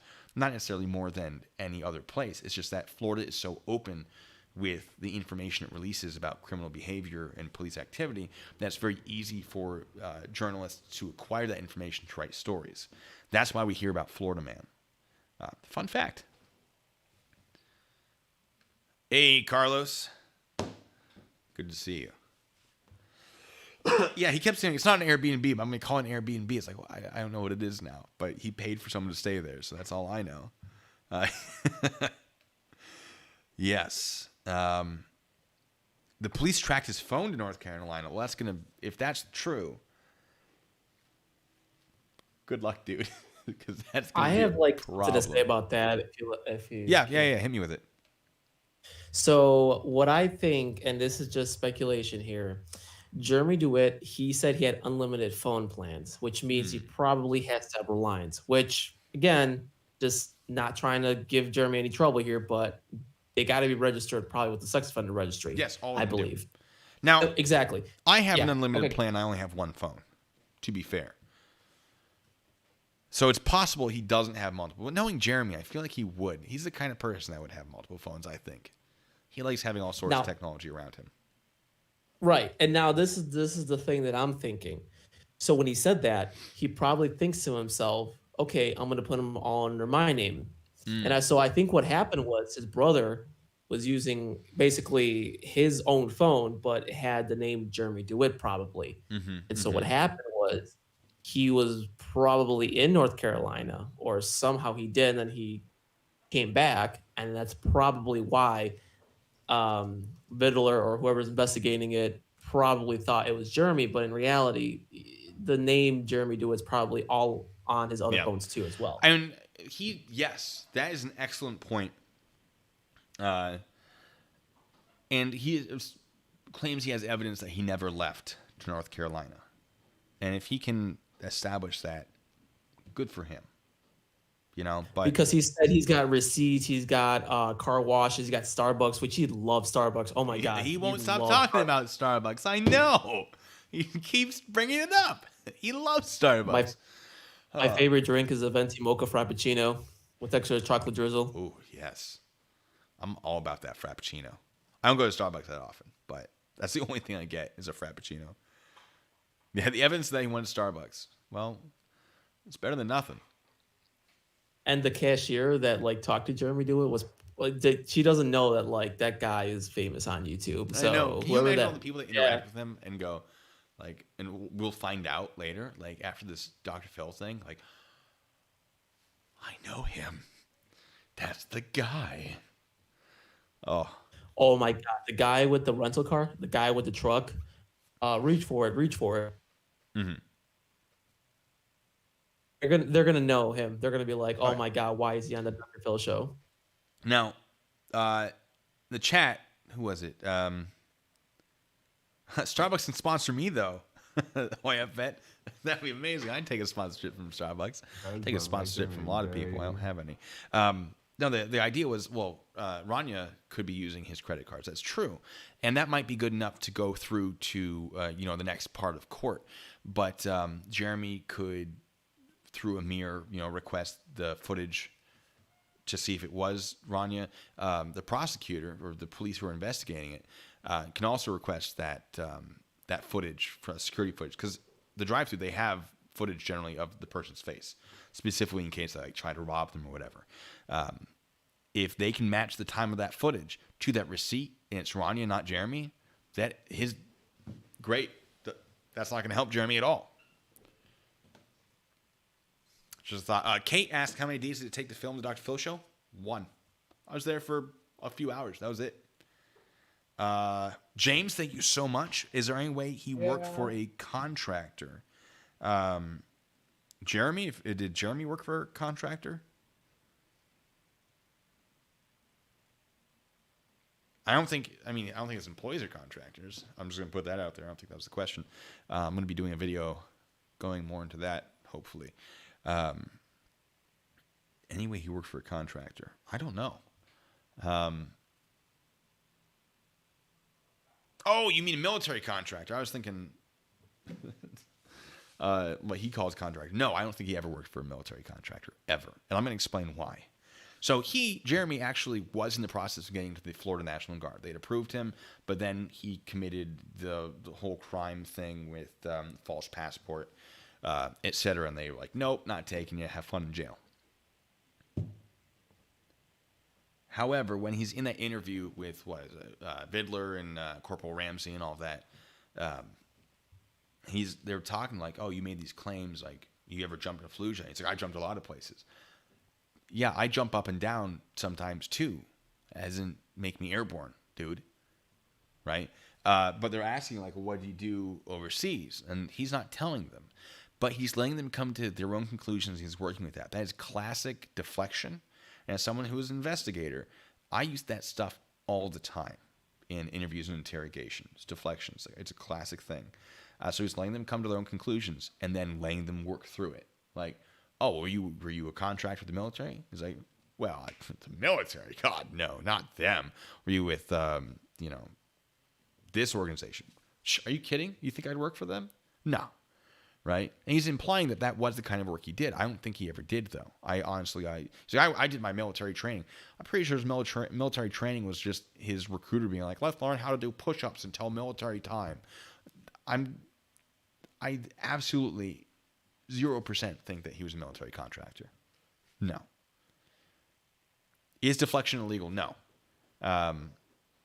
He's not lying, technically. I mean, if you want to be like, oh, he's lying by omitting facts, I think the officers who are interviewing him just aren't asking good enough questions, right? He never lied to them. And he's not required to answer the questions. So I can say, Jeremy, answer this.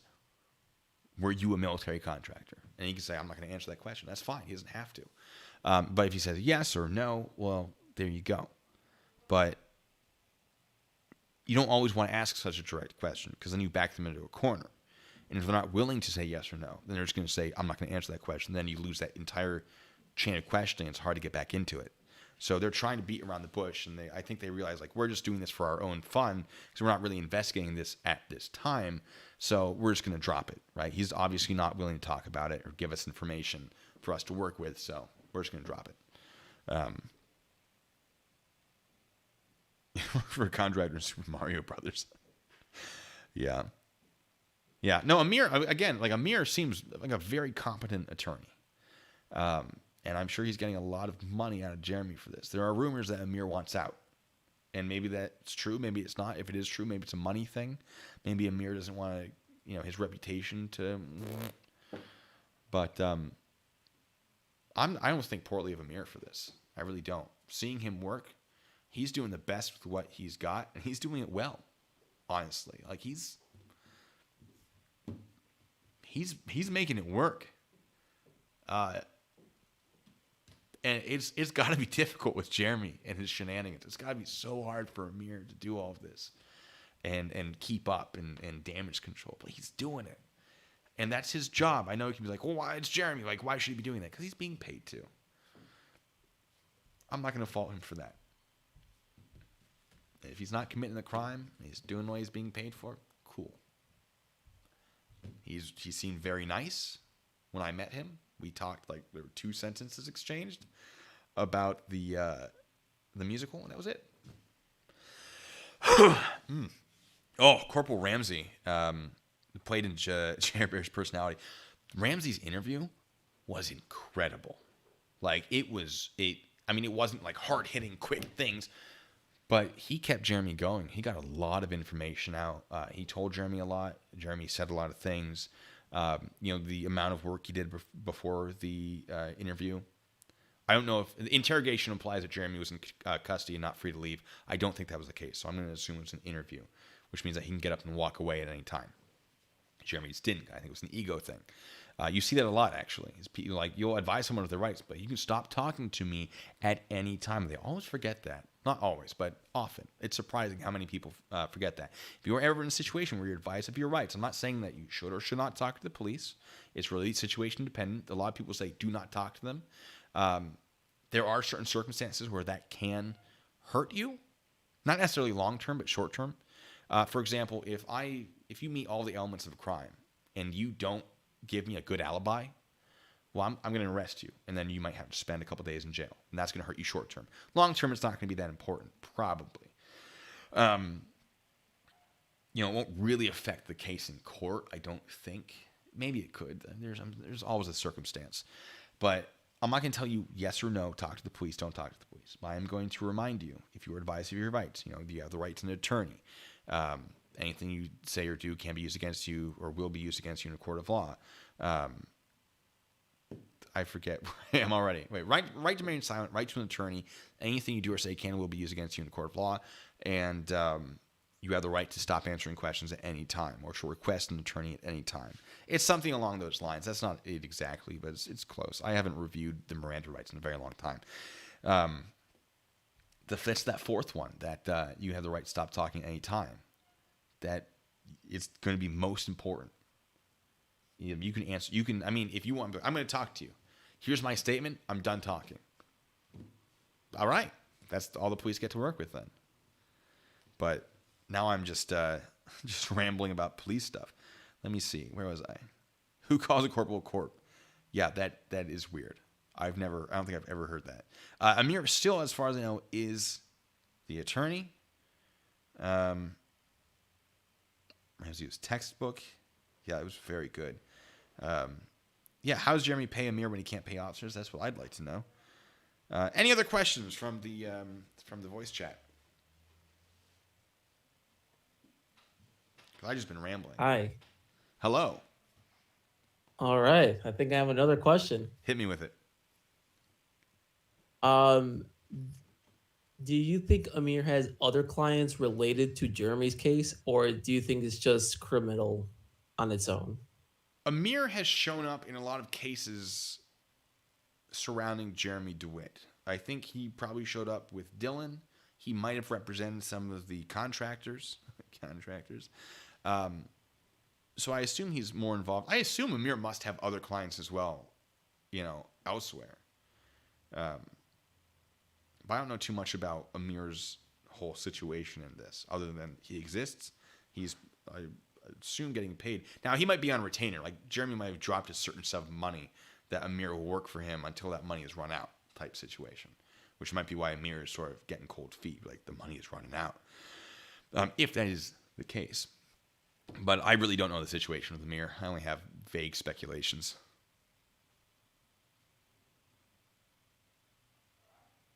When is the show with Dr. Phil? Somewhere between the 17th and 19th. It's a 2-episode thing. Sorry, I'm adjusting my... Pulling a Rudy Giuliani on you. Looking bad on camera, adjusting my shirt. It's a bad joke. A question would Yes. be, why would he need a tourniquet in his handcuff case? Why does he have a tourniquet in his handcuff case? He does what he wants. Why does he have handcuffs in his handcuff case? He told me, he's like, look, I carry this gear because I want to present a hard target, essentially. He didn't use those words, I don't think. But basically, there are people that want to mess with him. He wants to give an appearance of someone that shouldn't be messed with. At that point, why even put handcuffs in the handcuff pouch? Just have the pouch. You can't see the handcuffs in the pouch.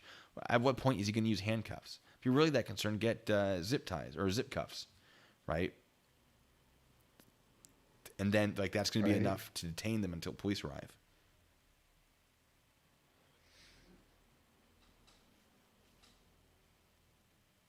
Okay, so there's a call, a video where Jeremy calls Amir, and Amir says it will be on retainer. Ha! That's what I figured. Well, I'm going to start wrapping this up because I'm getting cold. This thing is cold, and I haven't eaten dinner yet. It is very late. Any last questions before I get out of here? What time is it over there? It is 8:26, which is well past my dinner time. Yeah. I don't understand why he's still in business, why he's gotten away so much for such a long time. Because the funeral homes don't care, or they don't know. A lot of it comes down to that. He's still getting hired because people say nice things about him. They're like, wow, they were so professional. Thank you so much. But they don't know that he's breaking the law doing it, which is why he's still getting work and still doing it. Jer Bear has a lot of issues. Yeah, he has things. Man, it's windy outside. Anyway, that's the whole thing. All right, Blue.